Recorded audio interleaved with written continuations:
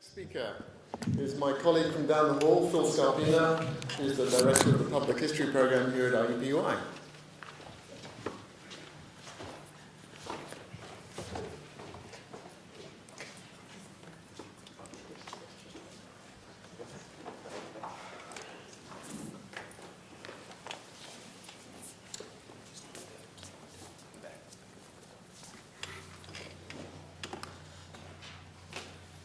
Well, good morning. Can you hear me? Okay. I'm not sure how to segue from frequency of showers to the history of the environment. I took a shower this morning. John introduced me as director of the Public History Program, and because most of you are not historians, so I'm not going to try to explain what that is, but I am an environmental historian. I've done quite a bit of work on the upper Mississippi River, on the Great Lakes, on the Tyne River. We did an oral history project related to the floods of 2008 that were mentioned in the first talk, and I won't get into that unless somebody asks me some questions, but it's absolutely clear that those flash floods of 2008 were as much a result of human land use as they were anything you might call an act of God. So, all right.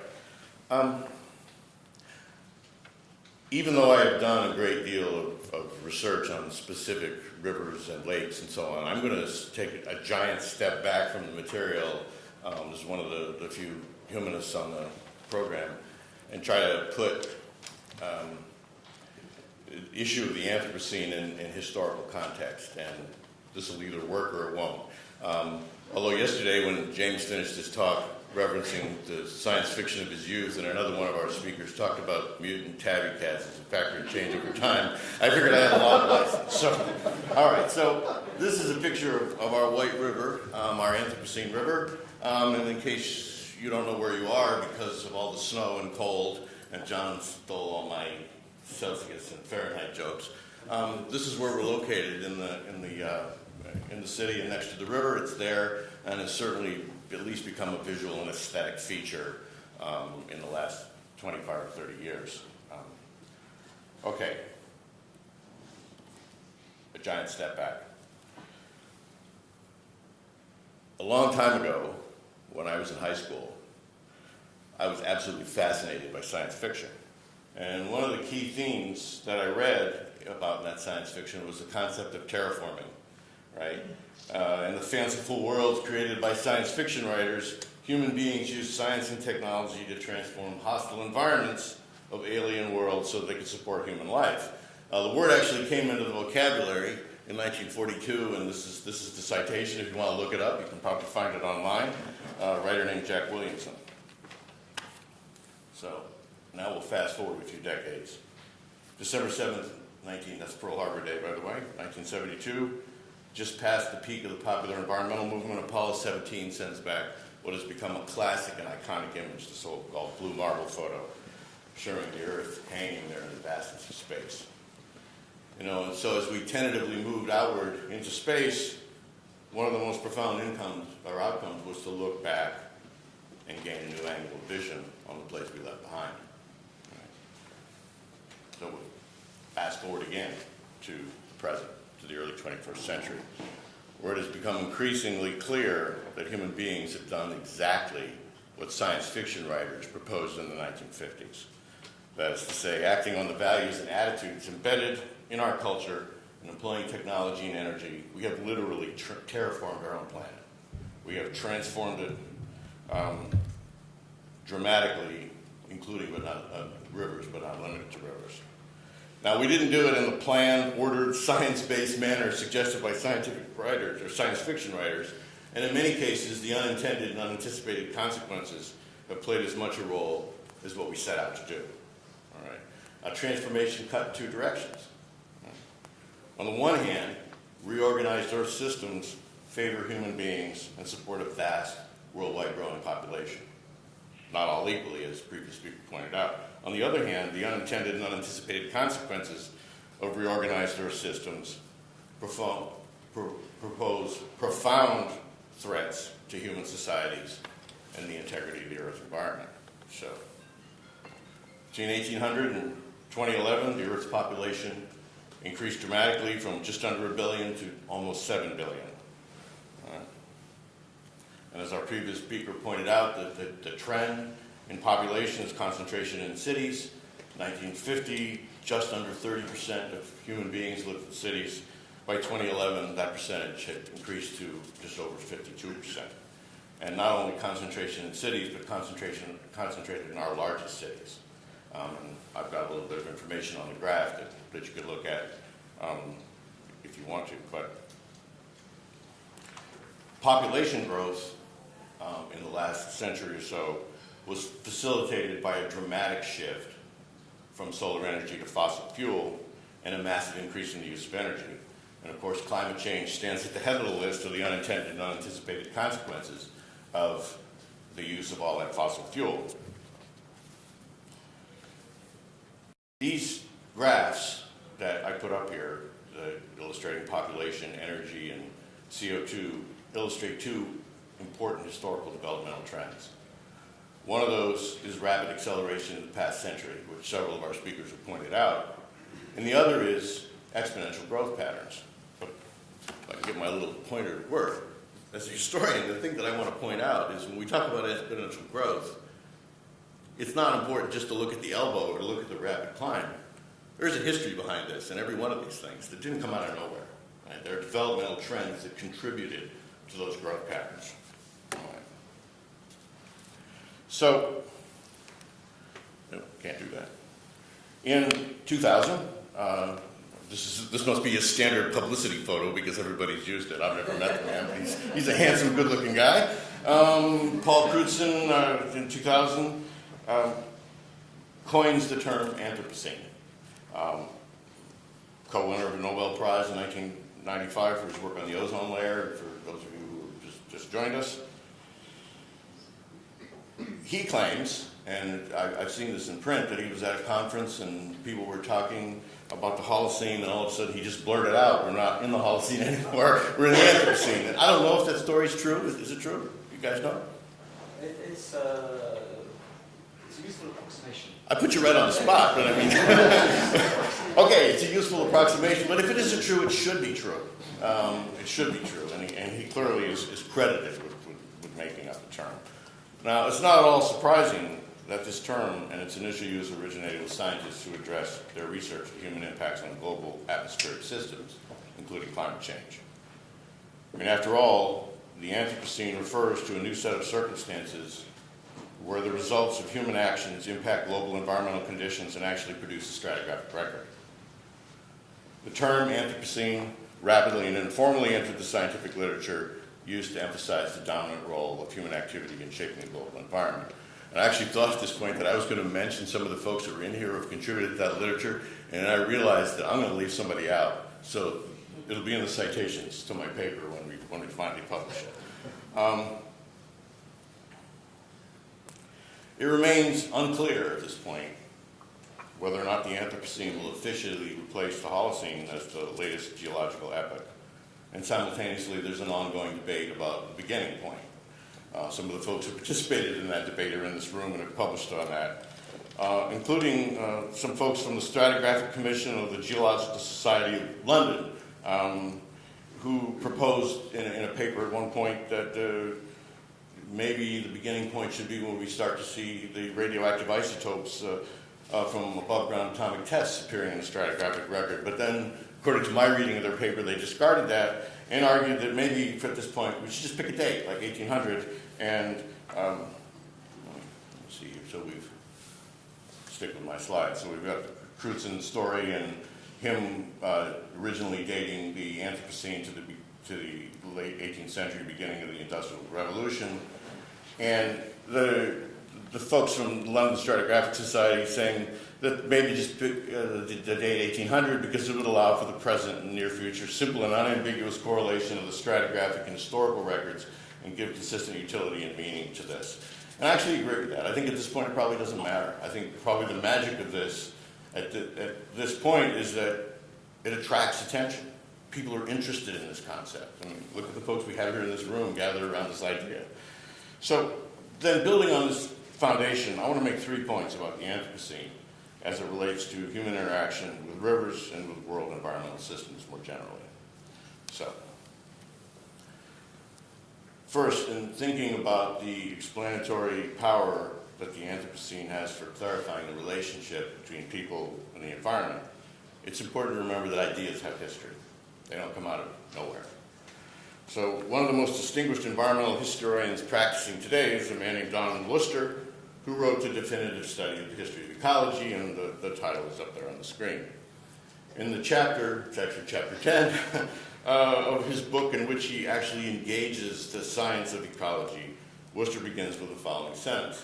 He says, "In the beginning was the Word." Of course, he ripped that off in Genesis, but that's all right. He uses this Genesis-related reference to highlight the fact that the man who actually invented the word, Ernst Haeckel, coined the word from two Greek roots, and in the beginning, literally, that's all there was the word, like Anthropocene. And then he goes on to say that long before there was a word, there was an evolving point of view, and the word came well after, not before the fact. And, Haeckel himself acknowledged his debt to what came before when he gave his inaugural lecture to sort of unveil the word and gave credit to Darwin for stimulating his own thinking. Okay. Well, so it is with the Anthropocene. As the word takes on meaning, it's important to study and understand the evolving points of view that gave rise to the word. The concept of the Anthropocene didn't come out of nowhere. It didn't just magically come out of Dr. Crutzen's head. And the reason that it caught on so quickly was because it brought into focus ideas and points of view that were already emerging from a number of disciplines. It didn't create something literally where nothing was before. So just a couple of examples, and this is not intended to be comprehensive but suggestive. So 1864, George Perkins Marsh, lawyer, diplomat, conservationist, sort of Renaissance guy, published a classic study called Man and Nature. And in his preface, he articulates a perspective that embraces the entire Earth and the role of human agency. And just the dark part up there, the object of the present volume is to indicate the character and approximately the extent of the changes produced by human action and the physical conditions of the globe we inhabit. And then he goes on to develop that. Now, if you're a student and you're sitting in here, particularly if you're one of my students, and you look at that paragraph, that's one sentence. If you write like that now, C. Don't do this. This is a bad idea. It worked for him, won't work for you. All right. 1942. Geographer Gilbert White, talking to the folks at USGS, right? I see the heads nodding, right? He's still sort of still read the man in graduate school. Wrote an extraordinarily influential dissertation titled Human Adjustment to Floods, in which he highlighted the relationship between human agency and flooding. Floods, he said, are acts of God, but flood losses are largely acts of man. In 1942, that was a revolutionary idea. Most of us would probably argue that floods themselves are now largely a result of human action, not just acts of God. 1980, French-born American microbiologist René Dubos, Wooing of the Earth, has an entire chapter that he calls the humanizing of the Earth. Right? Historian Richard White published what I would characterize as a brilliantly provocative book on the Columbia River in 1995, in which he characterized that river as an organic machine, right? That is an interconnected and interdependent system composed of natural and artificial parts. Okay. My second point about the Anthropocene is that it highlights the role of human agency and human culture in reshaping the natural world. Right? It removes what has increasingly become an artificial dividing line between the natural and cultural environment and between natural and human history.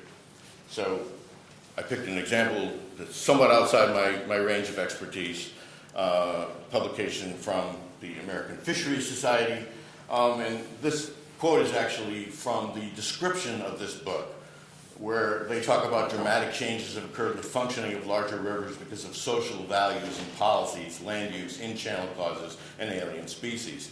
And then they go on to apply that really to this hemisphere. All right. Okay. So if the Anthropocene is distinguished by global environmental impact so profound that it left a stratigraphic record, then gaining insight into the emergence and evolution of the Anthropocene requires careful study of human actions driven by attitudes and values embedded in culture. 5 minutes, okay.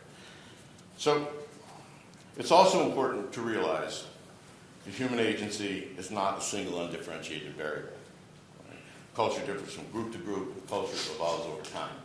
Human action is just not like the X factor. You really have to sort it out and figure out what it's all about.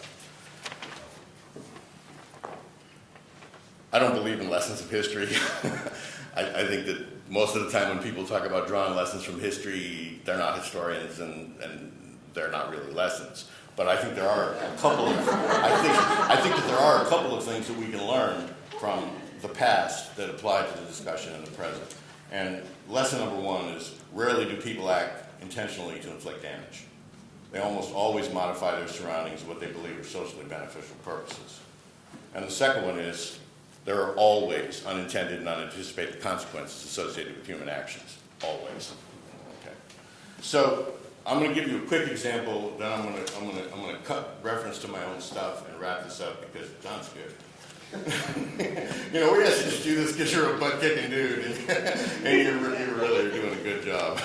I can feel it. All right, so this map is based on historical research actually done by a forester instead of a historian, but that's all right. And it's done in 1925, and I pulled them off of the awful Wikipedia site because they had the clearest, highest resolution. But this is U.S. Forest Service research. And the black that you're looking at there is the extent of forest when Europeans make contact here. He says 1620, but we'd have to back it up to 1607 or so. Take a look at Indiana. Indiana did not have tall grass prairie, and if you flew in here and saw all that flat land with no trees, that's not prairie. That's the result of human activity. All right, 1850, that's the eastern half of the United States. 1926, where each dot represents 25,000 acres of forest. By the early 20th century, Indiana had gone from 85% forested to 7%. All right. Now, apropos of one of our papers yesterday, I went and added this in last night. In addition to deforestation, one of the things that you see, particularly in the southern half of Indiana, is hundreds and hundreds of small mills that either make flour or cornmeal, and also what I didn't put on here was lumber mills. All right. You combine the deforestation with these hundreds of mills, and there's a dramatic transformation. All right. So I'm going to, in the interest of time, I was going to talk about the relationship between culture and behavior, because I don't think that actually human behavior is driven by economics. I think it's driven by attitudes and values. We could debate that later on. So I was going to talk about Richard Nixon, who was a very scary man. But Richard Nixon signed the most important environmental legislation in the history of this country, and he didn't do it because he was an environmentalist. Right? And I've read enough of the Nixon papers to know beyond a shadow of a doubt that he was not an environmentalist. He did it because he understood the mood of the American people at that time and how the constituency was there and the votes were there. So this is a memorandum that the first administrator of the EPA wrote to Nixon trying to get him to back Great Lakes cleanup. And what he basically did was say, this is what the voters want. This is what the people value. And what I didn't put up there is he said there are 8 U.S. Great Lakes states. You got 4 of them in the last election. And if you don't do this, you're not going to get those in the next election. He's basically appealing to Nixon on the grounds of what the voters wanted, what they believed in. And Nixon then went to Canada and signed the Great Lakes Water Quality Agreement. Okay. I want to point out that the other iconic image, in addition to the blue marble of the 1960s in the environmental movement, is the burning Cuyahoga River. Okay. It was one of the driving factors behind the clean water and the creation of the Environmental Protection Agency. This picture appeared on the cover of Time magazine. The problem is, this picture's not from 1969. Almost all the pictures that you see of the burning Cuyahoga are actually from a worse fire in 1952. The Cuyahoga burned over and over and over again. It was just in 1969. People cared enough to pay attention. Okay, I'm going to skip my own research and wrap this up.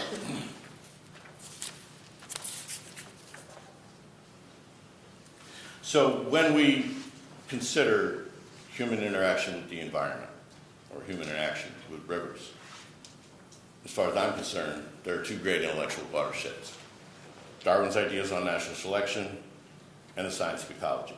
Right? Both fundamentally changed the way people thought about their relationship with the natural world. I mean, one of the interesting things about the environmental movement is that it was driven by a popularized understanding of ecology. I think that the concept of the Anthropocene has the potential to become a third great intellectual watershed. That's what interests me about it. So, writing about the history of ecology and nature's economy, Donald Worcester pointed out, he said, words are like empty balloons, inviting us to fill them up with their associations. As they fill and begin to gain intrinsic force, and it allows us to shape our perceptions and expectations. In the case of the Anthropocene, as an interdisciplinary group of scholars, I think what we are now is in the position of filling those empty balloons. Thank you.